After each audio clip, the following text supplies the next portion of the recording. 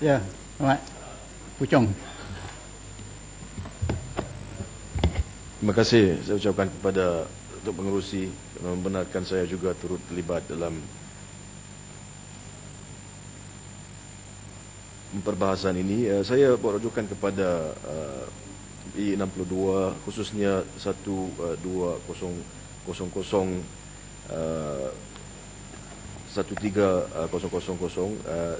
dan juga di 35000 yang berhormat. Tuan Speaker, baru-baru ini kita mendengar rintihan daripada orang awam berkenaan dengan cara bagaimana pihak polis, khususnya di balai polis bertindak, how they deal with dengan izin members of the public, dengan orang-orang awam. Dan kita dengar banyak daripada Kementerian Dalam Negeri berkenaan dan berkaitan dengan usaha-usaha yang perlu diambil untuk menambah baik dan menaik taraf sistem perkhidmatan anggota polis PDRM kepada orang ramai, masyarakat ramai.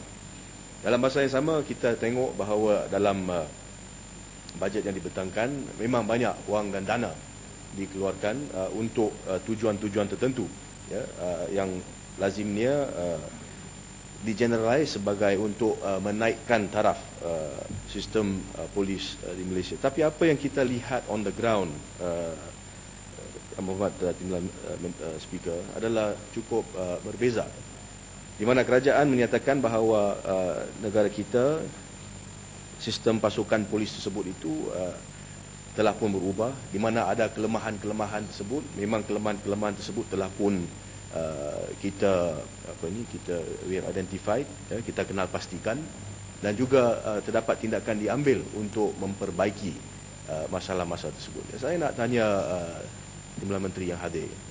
Pertama sekali saya telah pun berharap bahawa Menteri sendiri dapat hadir pada pagi ini untuk mendengar perbahasan ahli-ahli Parlimen. Saya rasa ini satu perkara yang cukup penting. Seharusnya Menteri sendiri hadir, khususnya apa yang kita baca dalam akhbar hari ini berkenaan dengan isu yang berbangkit. Timbalan Menteri, saya nak tanya, selepas kita melalui kes-kes seperti kes Kugen, kes Teo Beng Hock, kes Ahmad Sarbani dan sebagainya, di mana dalam semua kes ini apa yang dibangkitkan adalah isu berkaitan dengan masalah dalam balai dan sebagainya, di mana rakyat jelata ditangkap, dibawa ke balai dan apa yang berlaku di dalam balai tersebut kita tak tahu. Sehingga dalam kes-kes tersebut apa yang kita lihat adalah mayat yang kemudian keluar daripada balai tersebut. Jadi isu ini bukan isu yang baru. Isu ini telah pun kerap bangkit. Tahun 90-an ada kes Lee Kuat Leong. Ada banyak lagi kes yang saya boleh senaraikan. Tapi perkara yang kita perlu tanya adalah bagaimana kerajaan telah pun menangangi masalah ini? Apakah yang telah pun dilakukan oleh kerajaan untuk memastikan bahawa sistem-sistem perpolisan di balai polis itu telah pun dinaik taraf, diperbaiki, diperbetul supaya insiden-insiden ini tidak berlaku lagi? Tidak ada. Yang Menteri, kita lihat bahawa dalam kes Teo Beng Hock misalnya ada inquest, selepas itu ada RCI. Dalam RCI tersebut dengan cukup jelas dinyatakan bahawa perlu, the report is here.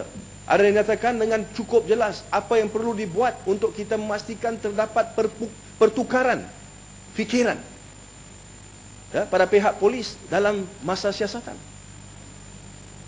Apa guna kita ada RCI? Apa guna kita ada inquest? Apa guna kita ada siasatan kalau memang kita lihat apa yang dicadangkan tersebut itu memang tidak diikuti?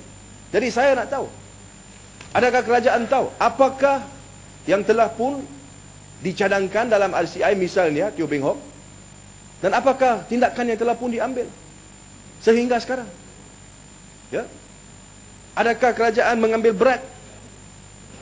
Adakah pihak balai-balai polis kita sekarang ini dinaik taraf, di mana kita boleh lihat bahawa balai polis kita boleh bersaing dengan balai-balai polis di negara lain? Sistem siasatan, misalnya dari masa seseorang itu ditangkap, apabila pihak polis, anggota polis itu menangkap seseorang, biarpun di mana, whether it's on the streets or even in the balai. Sistem itu, ya, apakah undang-undang? Apabila mereka tangkap, bawa ke balai, daripada masa mereka di balai, semasa mereka disiasat, sehingga kes itu dibawa ke mahkamah. Apakah tindakan kerajaan untuk menaik taraf supaya kita dapat melihat there is more transparency?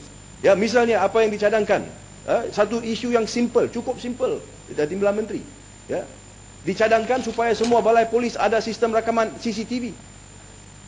Kalau kita ada CCTV, memang sudah tahu, pihak polis, anggota polis itu tahu bahawa kalau dilihat, semua tindakan mereka akan dirakamkan. Oleh itu, dalam keadaan tersebut, memang mereka pun tidak berani untuk melakukan kesalahan. Dan walaupun ada kesalahan, memang kita dapat tahu, ini bukan saja untuk orang awam, ini juga untuk menjaga imej negara kita. Di mana kalau berlaku satu masalah di balai polis tersebut, memang ada rakaman, di mana kerajaan boleh menunjukkan siapa yang bersalah, siapa yang tidak bersalah. Itu yang kita nak. Bukan serius, bukan susah sangat. Simple things. Adakah cadangan dibawa oleh kerajaan supaya cara dalam mana seseorang saksi itu disiasat, cara itu dijadikan cara yang lebih, ya, lebih efektif dari segi kita ada safeguards untuk kedua-dua pihak, untuk pihak polis, untuk pegawai penyiasat satu, untuk orang yang disyaki nombor dua. Kalau saksi awam lagi teruk, ya, bagaimana keadaan kes kalau seorang saksi awam tersebut mengadu semasa siasatan itu, mereka diapa-apakan? Adakah sebarang tindakan diambil? Tak guna kita datang ke parlimen, kita kata, ya, memang kita sedar bahawa jenayah ini naik, tapi itu perception saja. Itu lain. Tapi perkara pokok dia adalah kita tahu masalah ini ada. Kalau kita tahu masalah ini ada, kenapa sampai sekarang kita tidak ambil tindakan? Itu satu. Bagaimana dengan IPCMC? Kenapa kita ada IPCMC tersebut? Di bawah zaman pemerintahan Tun Abdullah Badawi, Perdana Menteri yang lalu, memang diberi pengesyuaran bahawa kita akan melaksanakan IPCMC. Kenapa sampai sekarang kerajaan tidak berani nak melaksanakan IPCMC?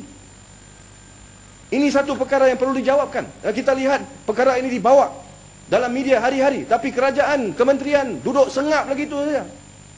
Memang tak nak jawab. This is the problem. Timbalan Menteri. Ya. Kes yang baru-baru ini kita lihat, di mana seorang wanita Indonesia dirogol. Dirogol oleh siapa? Dirogol oleh pihak polis, anggota polis. Ini perkara yang cukup serius. Keluar dalam surat khabar. Sehingga Datuk Speaker, sehingga ada demonstrasi di merata tempat, NGO di negara ini, NGO di Indonesia, sehingga bendera kita pun dibakar. Dan apabila pihak media bertanya kepada menteri, apa yang menteri mengatakan? Beliau mengatakan, oh, kita sudah buat apa yang kita boleh. Tak ada apa-apa lain yang kita boleh buat. What kind of answer is this? Apakah menteri ini? Menteri ini saya rasa tidak tahu apa yang berlaku. He doesn't know. He's out of touch. Quiet all the time. Menteri Dalam Negeri, the most powerful ministry, one of the most powerful ministries in this country. Nothing else we can do. Bukan ini pertama kali Timbalan Menteri pun tahu. Dalam 2008, tahun 2008 sama. Saya ada bangkit di dalam dewan ini juga. Satu kes di Putra Heights, di mana satu wanita 17 tahun umur dia, pukul 6 pagi, dia dengan seorang teman lelaki beliau di atas motosikal.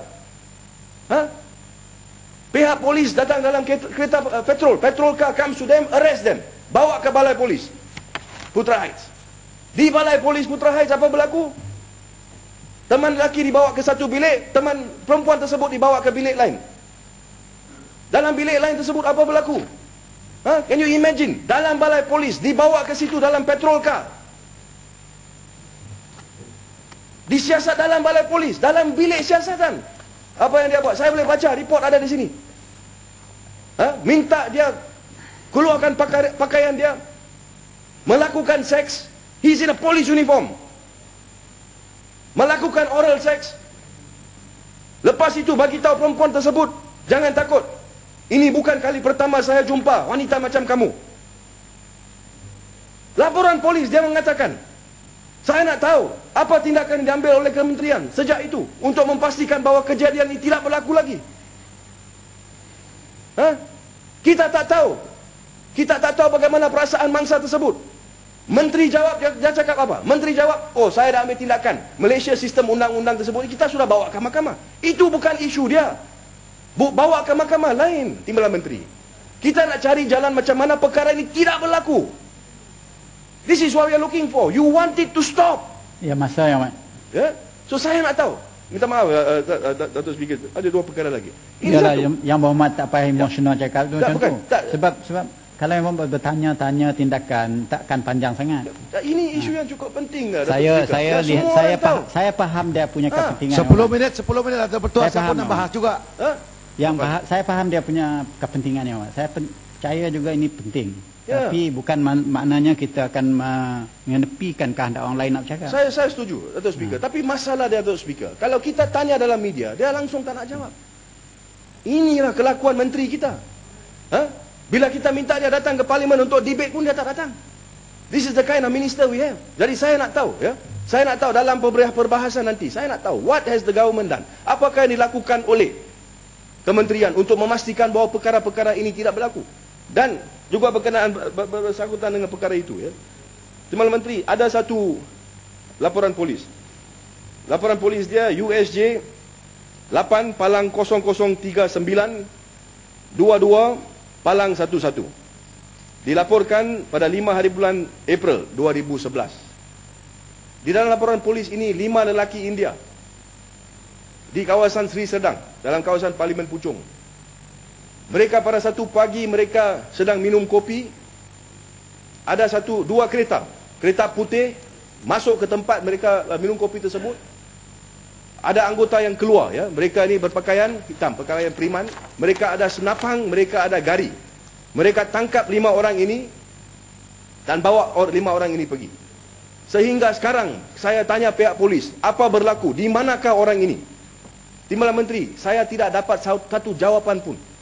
Ya, saya telah bawa perkara ini. Saya hantar memorandum juga ke pejabat IGP di Bukit Aman. Ada anggota yang datang turun bawah, ambil memorandum daripada saya. Tetapi sampai sekarang tidak ada satu balasan. Not even a phone call. Saya nak tahu apa sudah berlaku kepada 5 orang lelaki India ini. Di manakah mereka sehingga sekarang? Lebih 1 tahun. Keluarga mereka semua nak tahu. Adakah pihak polis yang ambil mereka? Adakah mereka sekarang masih hidup ataupun sudah mati? Itu saya nak tahu. Dan kalau pihak polis tidak tahu di mana mereka, saya nak tanya pihak polis, apa berlaku di kawasan di Malaysia, di kawasan Sri Sedang, di mana terdapat juga orang-orang yang bawa kereta, ada gari, ada pistol, boleh keluar begitu saja, orang minum kopi, boleh mereka tangkap, bawa begitu saja. Kenapa pihak polis langsung tidak jawab soalan ini? Saya nak tahu. Ya, so, kalau boleh saya dapat jawapan tersebut, Timbalan Menteri. Terima kasih, Speaker. Terima kasih, Ahmad.